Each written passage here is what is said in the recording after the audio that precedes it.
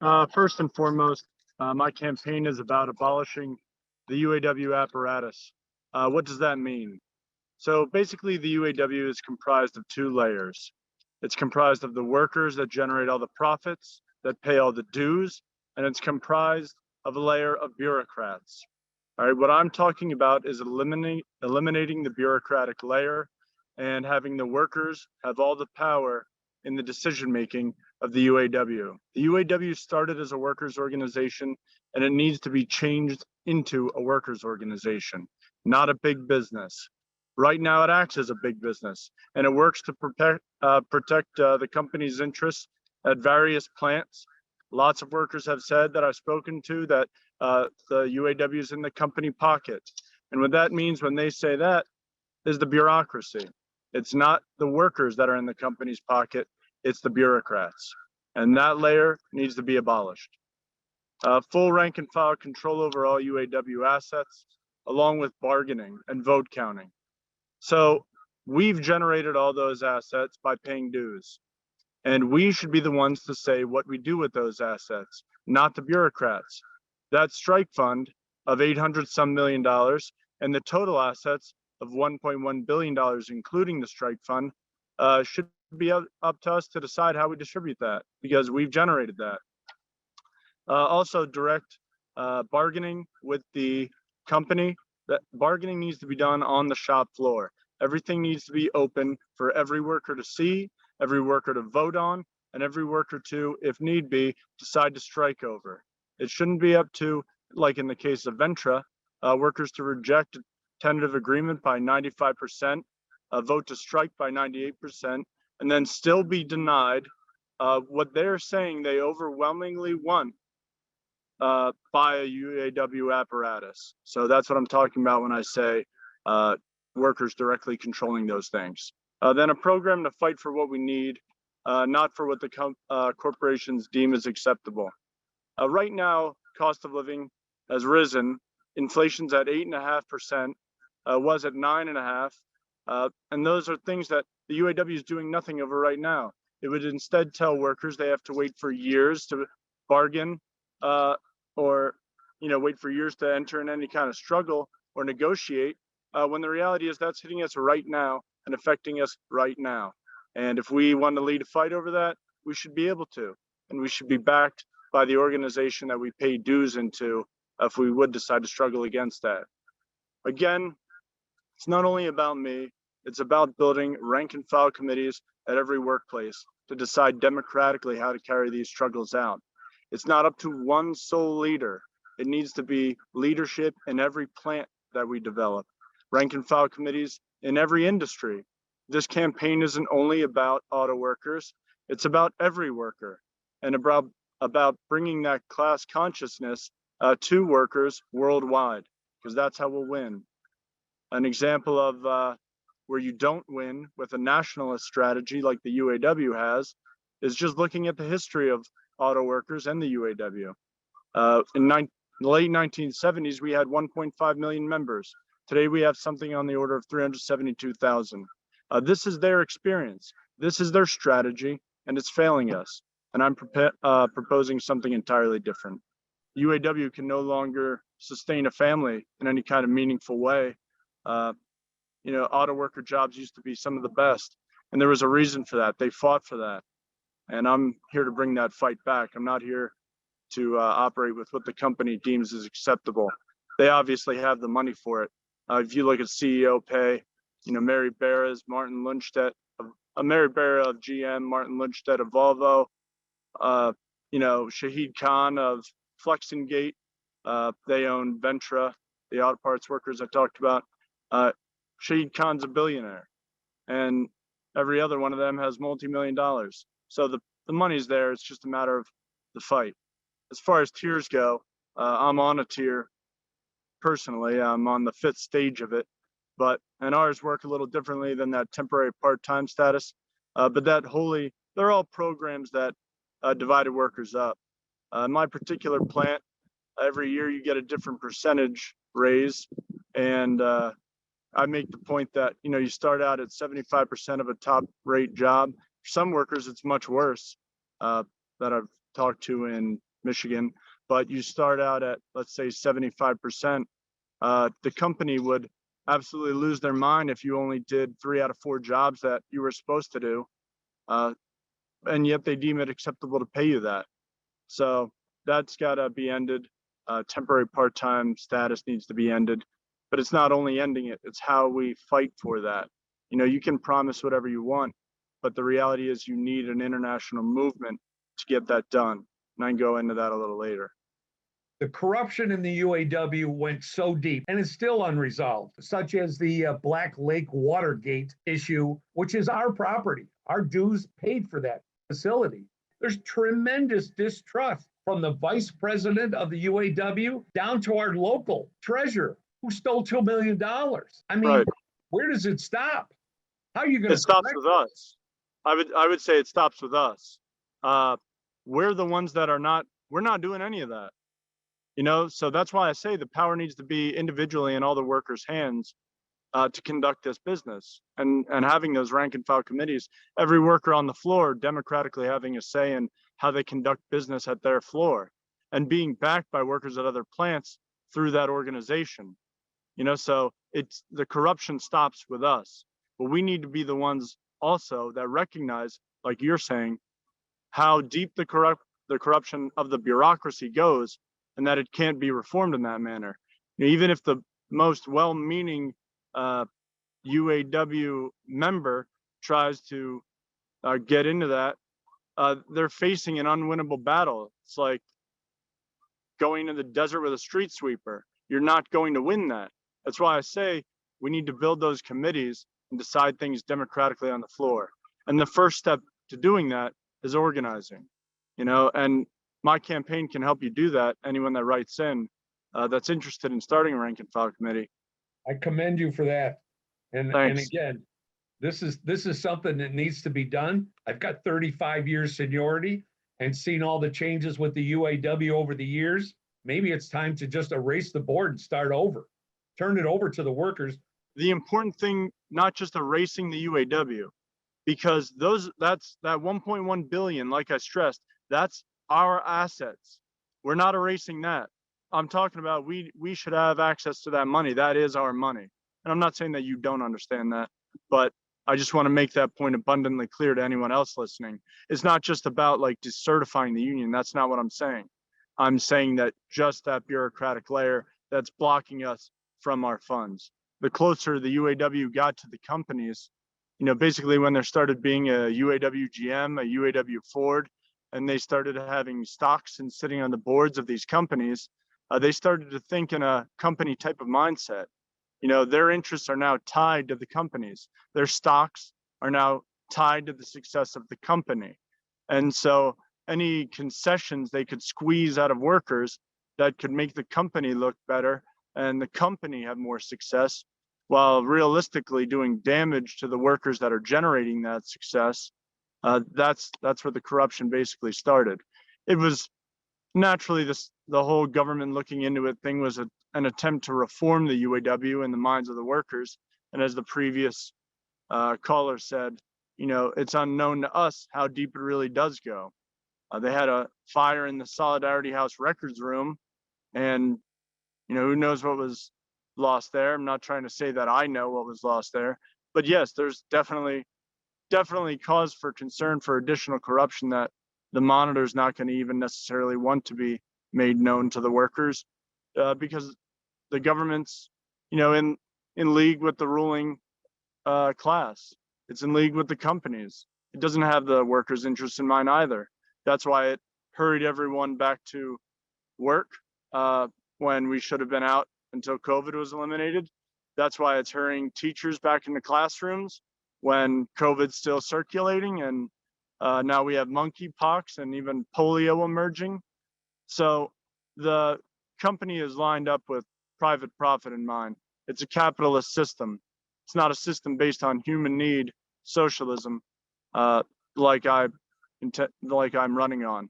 That sort of nationalist pride is really going to betray anyone that has it in the end. And I think it was made by another caller earlier that it's not helping you as a worker. If you want to be proud of something, Be proud that you're a member of the working class. Be proud that you're making an honest living and not living off the backs of others like the CEOs and the union bureaucrats. You're making your living yourself, and that's something that all these bureaucrats that have money aren't doing. And that's why they're not necessary. Their positions aren't necessary, and I'm not concerned with them.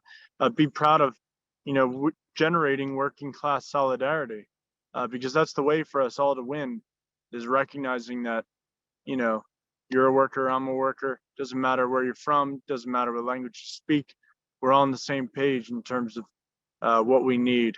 I have no enemies in the working class in Ukraine, and I have no enemies in the working class in Russia. I have no interest in any kind of war going on there, and I don't support any kind of shipment of armaments, uh, billions of dollars worth of death in weapons that's being shipped over there. Uh, it's, you know, workers in Columbus or teachers in Columbus are, struggling to make ends meet in horrible conditions, and there's nothing for them. Same thing with rail workers. They're not having their cost of living met. And it's the same thing with everyone in the working class. We face real issues. You know, the, the struggle for every worker is extremely real. And we should allocate things based on those needs, not waging nationalist wars or get caught up in any kind of media hysteria about who started this or that. It's all people at the top. It's not us. I didn't vote to send any kind of weapons to anywhere. And I certainly wouldn't. And I don't believe any other worker has any other problem with any other worker in any of these other countries. It's all being waged at the top. And the way forward for us is solidarity on the working class levels. Basically, there was a time when the UAW was much more dynamic. The workers were allowed to fight when they knew they needed to fight. The Flint sit-down strike was where the workers actually seized the means of production and prevented any production from happening. That's how they ultimately won out. Also battling the state, the government sent the National Guard there. So for anyone that has any illusions about FDR being a great guy, he sent the National Guard armed to the teeth with the potential to shoot workers that were trying to fight for a better standard of living. So the state has long been allied with the companies, and they're willing to kill to protect private profit. And again, that's why I stress that's how you know it's capitalism, is who the state's protecting, and the state's protecting the corporations and private profit. That's not based on a system of human need like what I'm proposing. But that was in the case of the sit-down strike. The hunger march, they were facing extreme austerity. They were marching for what they needed. And again, the police battled those workers. And Henry Ford, a lot of good things have been, a lot of propaganda in favor of Henry Ford has been put out there. One worker I spoke with at one point raised, Henry Ford built the middle class. Well, workers have to understand, the difference between working class and middle class for one. And I would say that the working class has always built the working class. Any gains by the working class have been made by themselves. They were not thanks to any kind of leader or a business owner that said, hey, I'm going to treat my workers well. No, they were always hard-fought gains. And the hunger strike is an extreme example of that. And also where the state's willing to back the company, look at the hunger strike. It's not siding up on the side of the workers. One of the biggest things I think is that disenfranchises workers is the idea that other workers aren't thinking the same thing as them. And I've spoken with hundreds of workers over the last week, and I can tell you that a lot of us are on the same page. It's just the willingness to be the one to say, hey, I'm going to try to organize at my plant. And it's not an easy job, but workers in each individual plant can point out the problems of their plant more easily to other workers than, I can't, I'm not omniscient. I don't know what's going on in every single plant. It's up to workers to be calling out those things. And that's where the rank and file committees come in. That's where that organization starts, is like I've made basically some people think it's about, well, I'm okay now, so I don't have to organize anything yet, and the The reality is we all need to draw a hard line and say they can't take this. And when they do take that, you got to understand that you need to do something then. And that's organizing. So that change is only going to come from us on the shop floor. It's not going to come from any kind of bureaucratic maneuvering. It hasn't. And that's the record of that. What led me to become interested in the rank and file committees is the strike of Volvo workers last year. The Volvo workers in New River Valley paint the cabs for the Mack trucks that we use, and basically, our local at the time thought it was okay for us to be handling scab cabs and forced us to handle them. When the reality is, when a fight's going on and it needs to be expanded until the company's brought to their knees, that's what I'm talking about. What the UAW could have done, well, they could have done a lot of things, but they chose not to. All right. So what I'm talking about is, workers controlling things, what we would have done differently. I would say one of them is we would have had workers in New River Valley on full strike pay.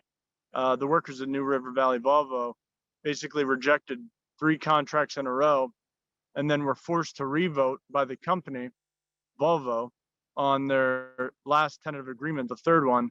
They were told that this is your best and final offer. And the workers were getting at that time, it was $275 a week strike pay, and they starved them out. The UAW starved them out to bring them back to the company.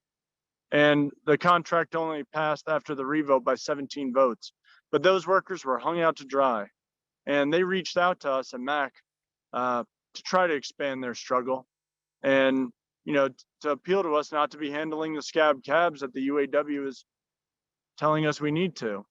And that's why a group of workers at Mack formed the Mack Workers Rank and File Committee. And, that's what brought me into this, is the realization that that spreading of that fight, building that movement is going to come from the workers. It came from workers on the factory floor in Volvo. They were communicating with us and we communicated back. And I did go to New River Valley Volvo yesterday. That's where I'm coming from. That's why I'm on the road to speak with workers down there. And I got to meet some of the Volvo Rank and File Committee members down there. So that was a good experience, I think. Other candidates, I should say, are going to make claims that they can make reforms and they can bargain in an individually unique way that's going to win for us. We've been fed that lie for a very, very long time. Yes. And what I'm here doing is I'm a candidate that's admitting, the truth to workers is it's not just about voting for change. And the Democrats do the same thing with, Yes. well, not only the Democrats, but the Republicans as well. They say, oh, we'll just vote in this election and we'll stop, whatever inequality exists. They're not interested in doing that. They're interested in dividing up the working class and keeping us voting on bureaucrats that never change anything and have the company's interests in mind. So that's why I'm a socialist. That's why I'm not voting for a pro-capitalist party. And I would encourage you, like wherever you're at, to consider building a rank and file committee if what changes what you're after. And naturally, you can contact my campaign separate of this if that's something you're interested in. But I wouldn't just say vote for me and hope for change, because that's what I'll leave that to the other candidates running. Yes. And I do agree with your mindset that it's the workers. Well, the IWA RFC, Kohler mentioned it earlier about coming up with the idea. It wasn't me that came up with it. It was established before me. New River Valley Volvo workers established their own rank and file committee naturally before I ever got involved. And because they did, it showed me another way. They were telling the truth about what was going on at their plant, and other workers were hearing it. And I was there, a part of a group at the time that at our plant that said we have to support this kind of thing. As far as international strikes, UK rail workers are entering into struggle very similarly to their US counterparts. And if we look at a country, Sri Lanka is an excellent example of workers entering into struggle. The kind of struggle they're entering into is very advanced compared to what we've seen in the US, but I think it's up to every worker to, thoroughly examine what's going on in Sri Lanka.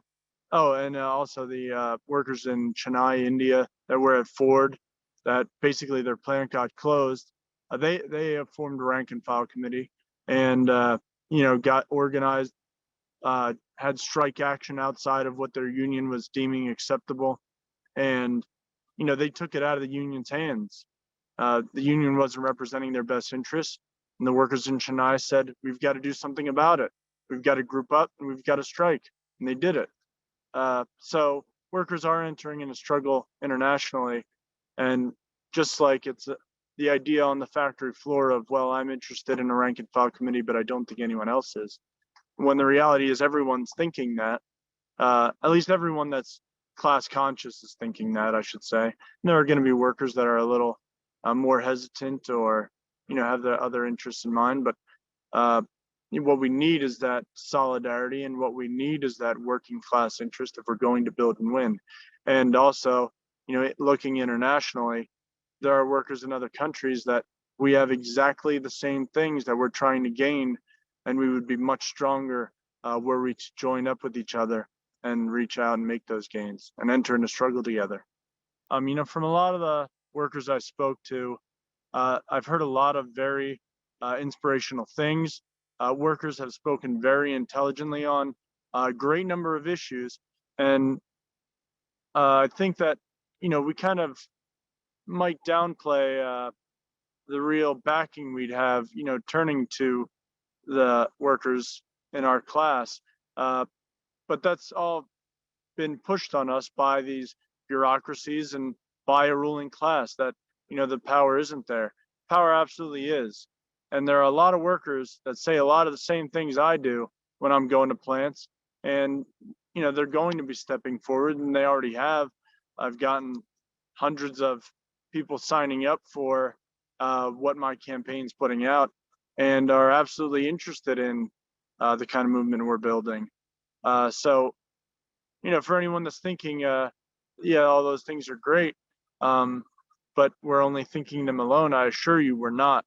There are a lot of workers I've spoken to that have even put things better than I can, so it's about reaching out to each other. It's not just about saying, like, I'm running for this position and I'm putting things well. The appeal is to the working class, and all of us know the score at this point, and we know it's coming, and we can do this if we organize.